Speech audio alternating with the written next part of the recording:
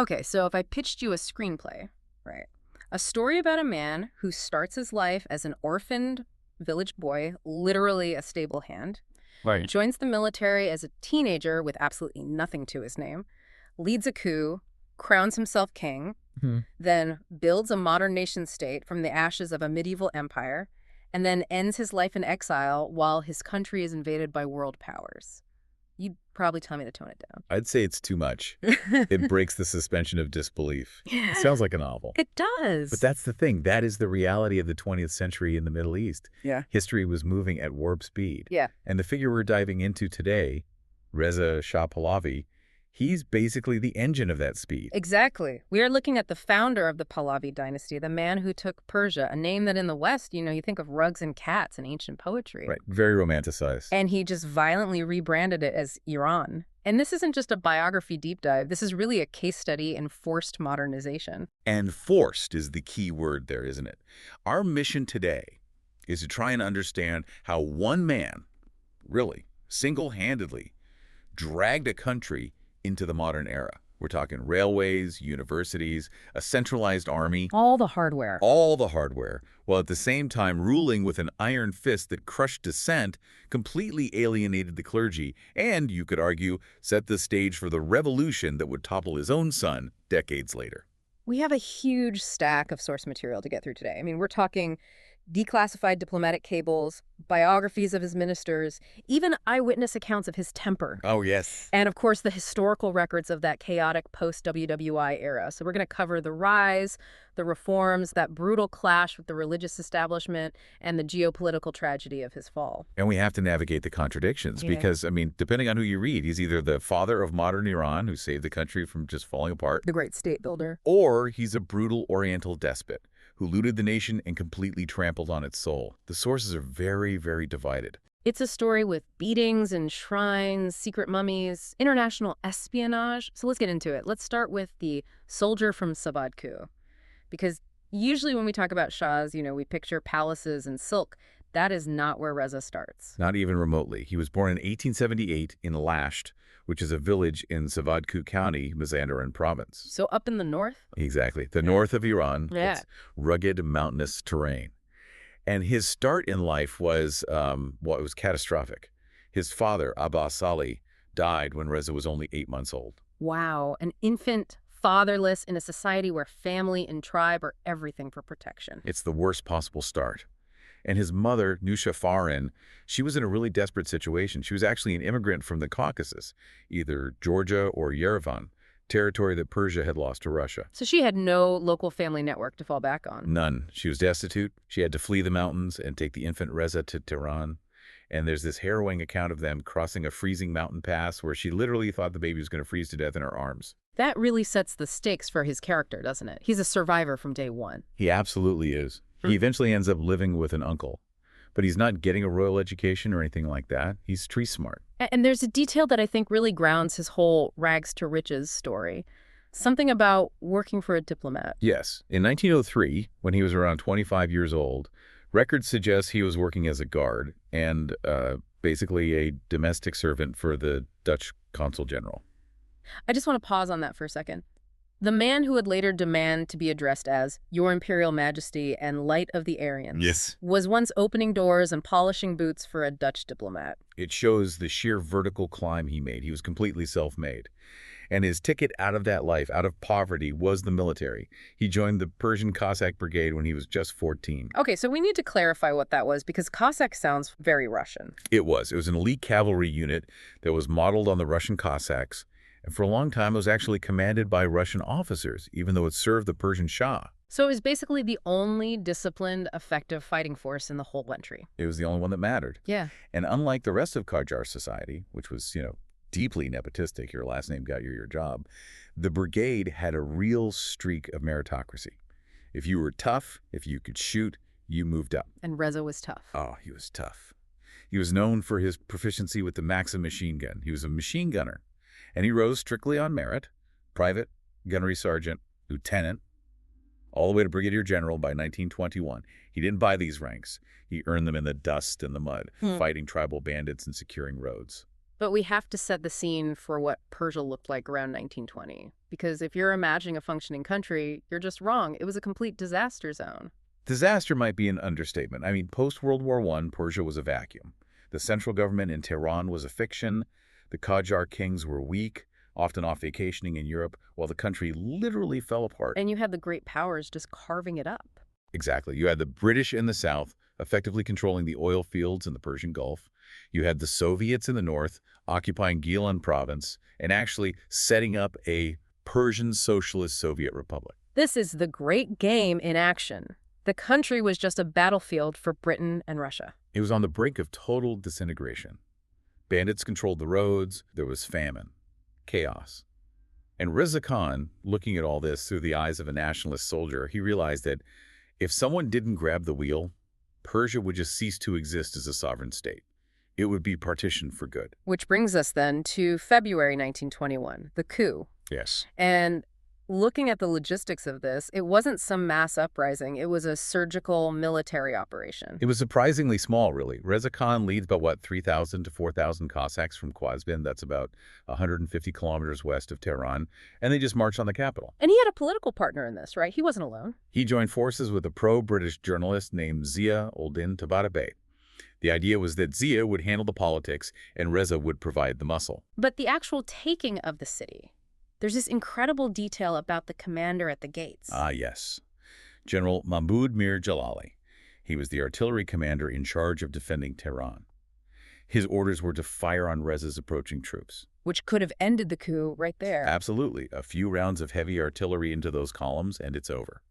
But he didn't fire. He just disobeyed orders. He disobeyed, he opened the gates, and then in this moment of just pure theater, he fired his cannons. But he aimed them over the Golestan Palace. He fired blanks or warning shots just to make noise. And a psychological warfare. Completely. He wanted the young king, Ahmad Shah Qajar, to hear the boom and think, it's over, the army is here. And it worked. It worked perfectly. The king was terrified and surrendered immediately. The coup was practically bloodless. But this brings us to the British question, because you can't talk about 1921 without talking about General Edmund, the Tiny Ironside. Right, the British commander in the region. Yeah. There's always this narrative that Reza Shah was basically a British puppet because Ironside gave him the green light. It's more nuanced than that. Ironside definitely identified Reza Khan as the most capable, the most ruthless officer in the brigade. He wrote in his diaries that he believed a strong military dictator was the only thing that could save the country. And, crucially, save British interests by stopping the Bolsheviks from spreading south. That was the main goal. Stop the Soviets. The British provided ammunition. They helped with pay for the troops. So they facilitated it, yes. But calling him a puppet misses the point. I think so. It ignores his own agency. He used the British to get to Tehran, but his ultimate goal was Iranian sovereignty. He wanted the British out just as much as he wanted the Russians out. He was a nationalist who took help where he could get it. So he takes power. He becomes the commander-in-chief, or Sardar Sepa, then Minister of War. He's consolidating. And this is where he shows he's not just a grunt with a machine gun. He outmaneuvers Zia, the politician, within months. Oh, completely. Zia thought Reza would be his silent enforcer, his muscle. Right. You stay in the barracks, I'll run the government. And instead, Reza forced Zia into exile and took the prime ministership for himself by 1923. He was systematically gathering all the levers of power into his own hands. And this is the plot twist that I think surprises most people. Reza Khan didn't initially want to be a king. He actually wanted to be a president. This is one of the great what-ifs of history, isn't it? He was looking right next door at Turkey. He saw Mustafa Kemal Ataturk dismantling the Ottoman Empire and building a modern secular republic. And he admired Ataturk immensely. He saw that as the model. He wanted to do the same thing, create a Republic of Iran. So what happened? Why do we get a Pahlavi dynasty instead of a Republic of Iran in 1925? Who stopped it? Well, the irony here is just incredible. The two main forces that stopped the Republic were the British. Who preferred the stability of monarchies, sure. The clergy, the Shia religious establishment. Wait, the mullahs wanted a king? They were absolutely terrified of the word republic. They saw what Ataturk was doing in Turkey, abolishing the caliphate, secularizing the law, and they equated republic with godlessness. They thought a Shah would be traditional, a protector of the faith? They thought a king was a known quantity. They could work with a king. So they lobbied hard against a republic, and for Reza to take the throne. Talk about a monumental miscalculation. They practically begged him to put on the crown, thinking he'd be this traditionalist. And of course, he turned out to be the most secularizing, anti-clerical ruler in the country's history. Wow. So in 1925, the Majlis, the parliament, officially deposes the Qajar dynasty and votes Reza Khan as the new Shah. And he chooses the name Pahlavi, which is an ancient Persian language, Yeah. to link himself and his new dynasty to the pre-Islamic, imperial glory of Persia. So 1925, the coronation, he sits on the peacock throne. Now we enter the era of his rule. And historians usually split this into two very distinct periods, right? Yes, the two periods. The first half, from about 1925 to 1933, is seen as the period of the Great Cabinet. He surrounded himself with these brilliant Western-educated reformers. These weren't yes men. Not at all. Men like Abdul Hussein Tamirtash, his court minister, and Ali Akbar Davar, who was the architect of the entire modern judicial system. They were the brains. They drafted the laws, designed the institutions, formulated the plans. It was, if you can imagine, a kind of collaborative dictatorship. But then something changes. The second half, from 1933 to 1941, gets much darker. It does. That's when the paranoia really sets in. He starts seeing plots everywhere. He becomes convinced his ministers are conspiring against him with foreign powers. And what happens to those brilliant men like Tamirtash and Davar? Tamirtash dies in prison, almost certainly murdered on the Shah's orders. Davar, fearing the Shah's wrath and seeing what happened to his friend, commits suicide. So he ends up ruling alone. Completely alone, trusting no one, surrounded by terrified sycophants who would never dare to question him. It becomes a one-man show. But throughout both of these periods, the drive for modernization is just relentless. Let's talk infrastructure. The Trans-Iranian Railway. This is a project that European engineers had said was basically impossible. It was a monumental engineering feat. Yeah. We're talking 3,392 kilometers. Yeah. They had to cross the Alborz Mountains in the north and the Zagros Mountains in the south. I mean, hundreds of tunnels and bridges through some of the most difficult terrain on Earth. Connecting the Caspian Sea all the way down to the Persian Gulf. Right. But the funding of it is the real story. Reza Shah had one rule: no foreign loans. He'd seen how the Qajars sold off the country's assets to pay their debts to Europe. So how do you pay for the most expensive project in the country's history without a loan? You squeeze your own population. He instituted a massive new tax on two things: sugar and tea. The two things every single Iranian, no matter how poor, consumes all day, every day. Exactly. It was a brutally regressive tax. It hit the peasantry the hardest. He literally built the railway on the caffeine and sugar habits of the poor. It's brutal economics, but it worked. It worked. The railway was fully paid for by domestic revenue, which was unprecedented. No foreign debt. Critics, though, always pointed out the route. It went north-south. Yes, and that was a huge point of contention. A commercial railway, logically, should have gone east-west, to connect Iran to Turkey and India for trade. But the north-south route? It looks suspiciously like a military supply line for the British, a way to get troops and material from the ports in the Gulf up to the Soviet border. But Reza Shah defended it. He defended it as a tool for internal unity. He could now move the army rapidly from Tehran to the rebellious tribes in the south or the north. For him, it was always about control. And alongside the hardware, he's updating the country's software, the financial system. Bank Melli, the National Bank of Iran. This is huge. Before this, the Imperial Bank of Persia, which is a British institution. This British bank printed Iran's money? Yes. Can you imagine the national humiliation of having a foreign private bank controlling your currency? Reza Shah broke that monopoly, created a central bank, and asserted financial sovereignty for the first time. And then education. The University of Tehran. The first modern secular university in the country's history. He wanted to create a new class of technocrats, engineers, doctors, lawyers who didn't go through the religious madrasas. He wanted them loyal to the state, not the clergy. Which brings us to 1935, and this decision that seems to have confused the entire world at the time. He asks everyone to stop calling the country Persia. The name change, yes. So in the West, the country was always known as Persia. But internally, among the people themselves, they had always called their land Iran. And Persia is specific, isn't it? It's very specific. It refers to the Fars province, the homeland of the ethnic Persians. But the country is a mosaic of different peoples: Kurds, Azeris, Baluchis, Lurs, Arabs. So Iran was a more inclusive term. That was the idea. Iran means land of the Aryans. He wanted a name that unified all these disparate tribes under one ancient pre-Islamic identity. It was a nation-building exercise. We are not just Persians or Kurds, we are all Iranians. But this nation building had a very, very sharp edge. You can't modernize a deeply traditional religious society overnight without breaking some bones. And this is where we get to what you could call his war on tradition. This is really the defining conflict of his entire reign. Reza Shah believed, to his core, that the clergy were the anchor holding the ship of state back. He didn't just want to separate church and state. He wanted to completely subjugate the church to the state. So he starts chipping away at their power piece by piece. He bans private religious schools. He nationalizes the religious endowments. These were vast tracts of land owned by shrines and mosques that generated huge income for the mullahs. So he's taking away their money. He seizes it and says, we're using this to fund state schools and hospitals. He hits them directly in the wallet. And then he hits them in the courtroom. Devar's judicial reforms. They replace Sharia law with the civil code modeled on the French and Swiss systems. Suddenly, the mullahs aren't the judges anymore. They lose their social authority, their role as arbiters of daily life. But for the average person, the most shocking change was visual. It was the dress codes. The uniformity of dress law.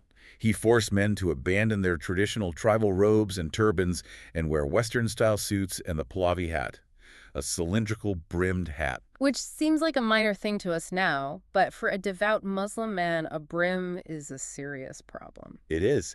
You can't touch your forehead to the ground during prayer if you're wearing a brimmed hat.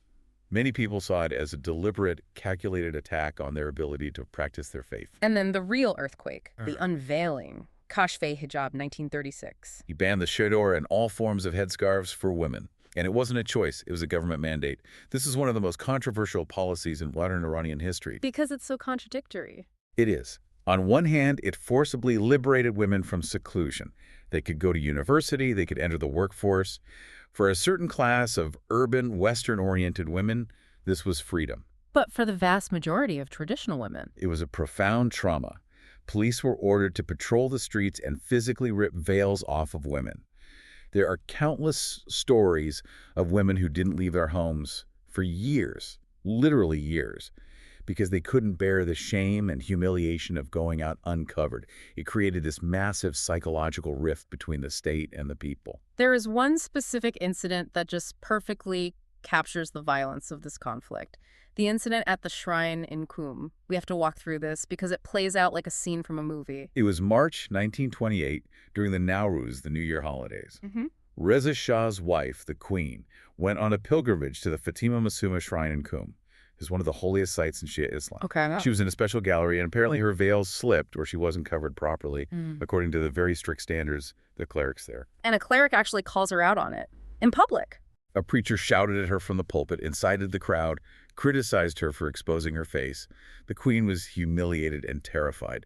Word got back to Tehran very, very quickly. Now, most kings would send a letter or have the guy arrested later, quietly. Not Reza Shah.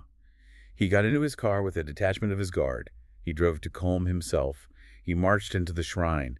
And this is critical. He didn't take his boots off. Which is a massive desecration of a holy space. It's a calculated insult. He walked in with his military boots and his riding crop. And he finds the cleric. He found the cleric who insulted the Queen, and he personally beat him. He whipped him and kicked him in front of all the other pilgrims. He had him dragged out and arrested. The image of the Shah in military boots beating a mullah inside a holy shrine, that must have shattered every remaining taboo. It signaled that there was no sanctuary. The Shah was the supreme power. Even God's house was not off limits to his authority. But that violence only escalated, didn't it? We have to mention the Goharshad Mosque Rebellion in 1935. This was the popular backlash to the dress codes. In Mashhad, another holy city, huge crowds gathered in the Goharshad Mosque to protest the Pahlavi hat and government corruption. They locked themselves in, thinking the Shah wouldn't dare attack such a sacred site. They were wrong. They were tragically wrong. He sent in the army. Troops broke down the doors and opened fire with machine guns on the protesters inside the shrine. A massacre. A massacre. The official death toll was in the dozens, but eyewitnesses said it was hundreds.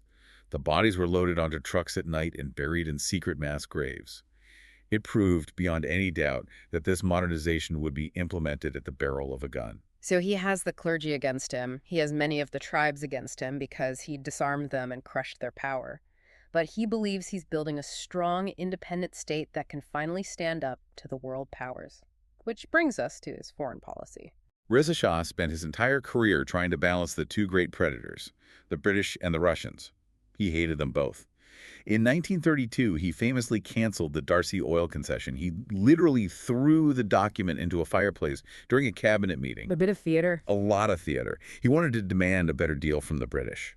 He got a slight increase in royalties from about 16% to 20 or 21%, but he realized he couldn't fight them alone. He needed a friend. He needed a third power. And in the 1930s, the rising power that had no colonial history in Iran that seemed like a viable alternative was Germany. This is where it gets really dark. The Nazi connection. It wasn't just about trade, although Germany did become Iran's biggest trading partner by the late 30s. It was an ideological seduction. The Nazis launched a massive propaganda campaign targeting Iranians. Playing up the Aryan myth. Exactly, the shared Aryan heritage. They sent that library, didn't they? They did. Hitler sent a library of 7,500 books to Tehran, many of them focused on eugenics and racial theory, all designed to prove that Iranians and Germans were, long-lost racial cousins. And they made it official. The Nuremberg laws, which stripped rights from non-Aryans, officially exempted Iranians. They were declared pure-blooded Aryans. Can you imagine the psychological impact of that? You've been treated like dirt by the British and Russians for a century, called natives, and then the most powerful military machine in Europe tells you, actually, you are our equals. You are part of the master race. It was a massive ego boost. And I think it blinded Reza Shah to the reality of the situation. He filled his ministries with German advisors. He thought he was being clever, playing the British against the Germans. But then June 1941 happened. Hitler invades the Soviet Union, and suddenly the entire geopolitical map just flips upside down. Overnight, his two mortal enemies, Britain and the Soviet Union, become allies against Hitler. And they look at the map and they realize they have a huge problem. How do the British and Americans get supplies to the Soviets to keep them in the war? The Arctic route is too dangerous. They're owned by U-boats, yeah. So the only safe, reliable land route is through Iran. Using his railway. Using his brand new Trans-Iranian Railway. It became the Bridge of Victory. They needed that railway. Yeah. And they were terrified of the thousands of German nationals working in Tehran. They issued an ultimatum: kick out the Germans. And Reza Shah?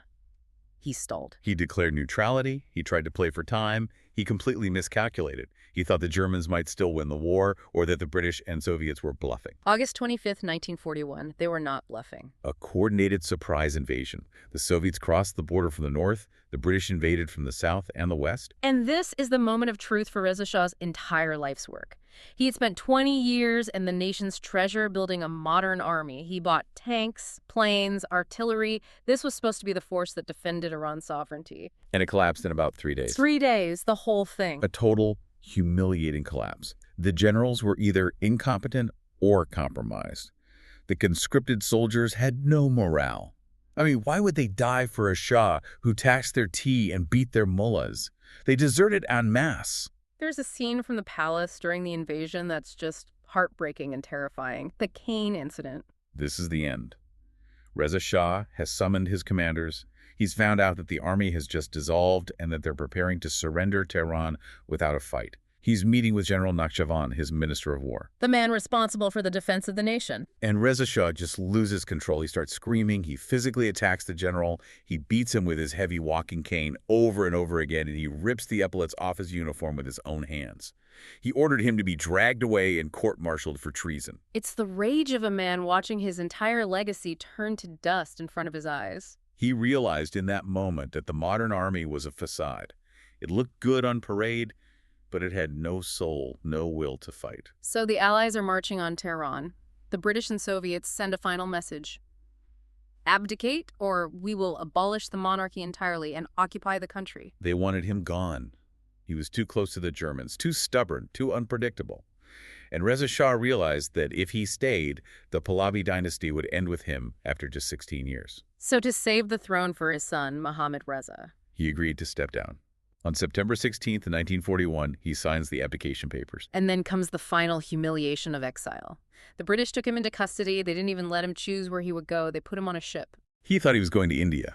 Then, mid-journey, they told him, no, you're going to Mauritius. A tiny island in the middle of the Indian Ocean. Then they moved him to Durban in South Africa. Then to Johannesburg. He spent his final years as a broken man, staring at the ocean thousands of miles from the mountains of Savadku where he was born. He died in Johannesburg in 1944. But the controversies didn't die with him. We have to talk about the wealth, because this is a man who started as a private with nothing. When he left Iran, what did he have? He was, by all accounts, the richest man in Iran. He had personally acquired over 3 million acres of prime agricultural land. He had millions of pounds sterling in foreign bank accounts. How does one acquire 3 million acres? Well, often through forced sales and confiscations. If he liked a piece of property, the owner would receive an offer they couldn't possibly refuse. Literally. So critics call it a massive land grab. They call it looting the nation. His defenders say he was consolidating the land to develop modern, large-scale agriculture, but the optics, at the very least, were terrible. And his story has one final, truly bizarre chapter: the wandering body. It's like a ghost story, it really is. Yeah. His body was embalmed in Egypt, then brought back to Iran years after his death, and buried in this grand, towering mausoleum near Tehran. It became a site of pilgrimage for royalists. Then comes 1979, the Islamic Revolution, and the new regime hates everything Reza Shah stood for. Ayatollah Khalkhali, the infamous hanging judge, led a mob to the mausoleum. They used jackhammers and dynamite. They completely leveled the structure. They wanted to erase him from the earth. And for decades, everyone just assumed the body had been destroyed or lost in the rubble. Until 2018. Until 2018. Construction workers were digging at the site of the former mausoleum, expanding a nearby shrine. An excavator hit something hard. They uncovered a concrete sarcophagus, and inside was a mummified body, remarkably well preserved, wearing the same military coat and boots that Reza Shah was buried in. He literally resurfaced from the grave. He did. And it happened at this moment when many Iranians were frustrated with the economic situation and the strict religious rules. Suddenly, you had videos circulating on social media of crowds chanting, "Reza Shah, bless your soul." The man who beat the clerics was being cheered 40 years after the clerics took over. It just shows you that history is never dead. It's not even past. His legacy is still the central debate in Iranian identity. So let's try to synthesize this. If we look at the final ledger of his life, what do we see? On one side, you absolutely have the state builder. Before him, Iran was a geographical expression. It was a failed state. He built the roads, the schools, the army, the factories. He forged the modern nation-state of Iran. He preserved its territorial integrity when it very easily could have been sliced up and absorbed by its neighbors. And on the other side of the ledger, you have the authoritarian, the despot. He destroyed political freedom. He crushed the nascent democracy that was forming in the Majlis, and he alienated the religious masses so deeply that they eventually rose up in a massive revolution and overthrew his son.